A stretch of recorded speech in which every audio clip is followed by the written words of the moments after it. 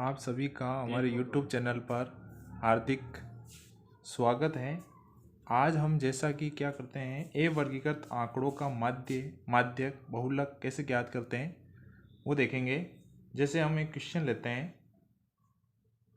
जैसे संख्या दे रखी है, आंकड़े दे रखे आपको 3, 5, 7, 4, 2, 1, 4, 3 और 4। इनका हमको क्या करना है, पहले तो माध्य याद करना है, उसके बाद माध्यक याद करना है, उसके बाद बहुलक याद करना है। और वो कैसे याद करते हैं, सबसे पहले हम माध्य याद करते हैं। माध्य याद करने के लिए सबसे पहले हमको इसका फॉर्मूला आना चाहिए, और फॉर्मूला आसान है। कैसे, जैसे आंकड़ों का योग बटे आंकड़ों की संख्या। आंकड़ों का योग कैसे करते हैं, देखो, योग का मतलब होता है जोड़। इन सभी आंकड़ों का क्या करते हैं, योग करते हैं। योग के लिए हमको क्या करना है, बीच में प्लस लगाना है और सबको क्या करना है, जोड़ना है। 4 + 3 + 4 बटे टोटल संख्या कितनी है, 1 2 3 4 5 6 7 8 9। टोटल संख्या कितनी है, 9। अब कैसे जोड़ते हैं, देखो, 3 5 8 8 7 12 12 4 16 16 2 18 1 19 19 4 23 23 3 26 26 4 30 बटे 9। अब हमको क्या करना है, 9 का 30 में भाग लगाना है। और भाग कैसे लगाते हैं, अगर आपको भाग लगाना नहीं आता है तो इस तरीके से भाग लगाते हैं। आप रफ कार्य में आप ये काम कर सकते हैं। देखो, 9 तिये 27, पीछे कितना बच गया, 3। पॉइंट लगते क्या लगा देते हैं, 0। 9 तिये 27, फिर कितना बच रहा है, 3, फिर 0 लगा दिया, 9 तिये 27। तो कहने का मतलब है पूरा भाग जाए या नहीं जाए, आपको पॉइंट के बाद 2 संख्या तक आपको क्या करना है, भाग लगाना है। तो इस प्रकार हमारा जो माध्य कितना आया, 3.33। ये तो हमारा माध्य हो गया। अब हम क्या करेंगे, माध्यक। माध्यक ज्ञात करने के लिए हमको सबसे पहले आरोही और अवरोही क्रम के बारे में पता होना चाहिए। आरोही क्रम का मतलब होता है बढ़ते क्रम, और अवरोही का मतलब होता है घटते क्रम। तो हमको क्या करना है, इन संख्याओं को क्या करना है, बढ़ते क्रम में जमाना है। तो बढ़ते क्रम में जमाने के लिए सबसे पहले क्या है, सबसे छोटी संख्या आएगी। और इस आंकड़ों में हमको सबसे छोटी संख्या कौन सी दिखाई दे रही है, 1। 1 कितनी बार है उतनी बार लिखना है, जो संख्या जितनी बार उतनी बार लिखनी है। उसके बाद कितना है, 2। 2 कितनी बार है, 1 बार है। उसके बाद 3। 3 कितनी बार है, 1 2 2 बार 3 है। उसके बाद 4 कितनी बार है, 3 बार 4 है। तो 3 बार आपको क्या करना है, 4 लिखना है। उसके बाद 5 कितनी बार है, 1 बार। फिर उसके बाद कितना है, 7 1 बार। इसके लिए हम क्या करेंगे, इन संख्याओं को आप गिन लो ताकि आपका उत्तर गलत नहीं हो। 1 2 3 4 5 6 7 8 9। अब माध्य में क्या करना है, जैसे यदि आपके पास संख्या सम हो तो क्या करना है, और विषम हो तो कैसे माध्य पता करना है। आपको कोई फॉर्मूला याद नहीं रखना है, जैसा मैं आपको बताता हूँ वैसे आप करते जाना है।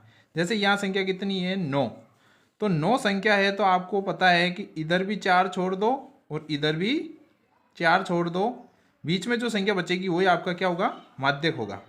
तो इस प्रकार हमारा जो माध्यक है वो कितना हो गया, 4। बड़े आसान तरीके से आप पता कर सकते हो। ये एक एक नंबर क्वेश्चन आते हैं, आप अपना स्कोर बहुत अच्छा कर सकते हो और अच्छे नंबरों से आप पास हो सकते हो। इसी प्रकार हम बहुलक निकालेंगे।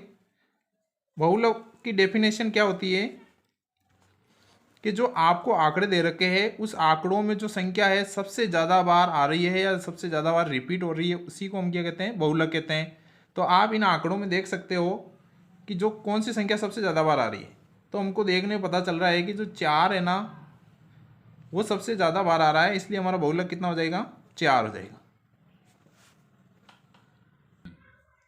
कंटिन्यू में देखो बच्चों, ये क्या है कि वो क्वेश्चन कर लिया हमने। अब हम अगर इस तरीके की सारणी बनी हुई होती है ए वर्गीकृत आंकड़ों की, तो आपको माध्य कैसे ज्ञात करना है वो मैं आपको बताता हूँ।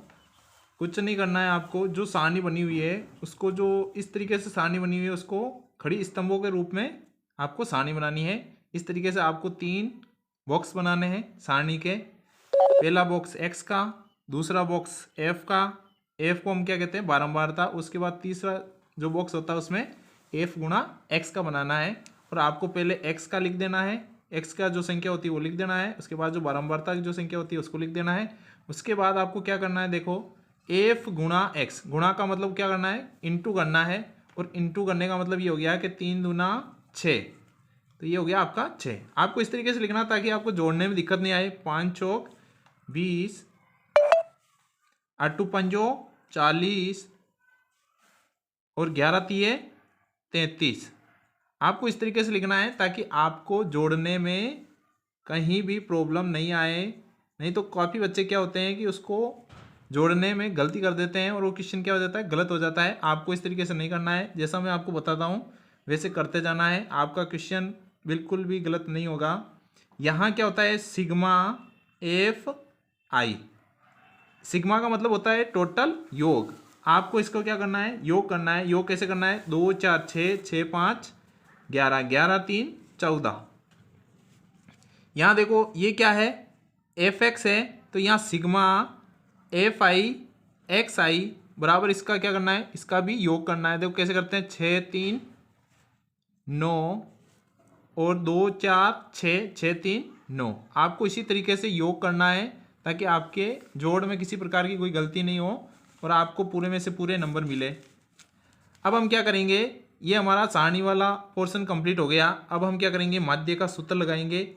अब माध्य बराबर क्या होता है, माध्य को हम एक्स बार से डिनोट करते हैं और इसका सूत्र होता है sigma F I dot x I upon sigma F I.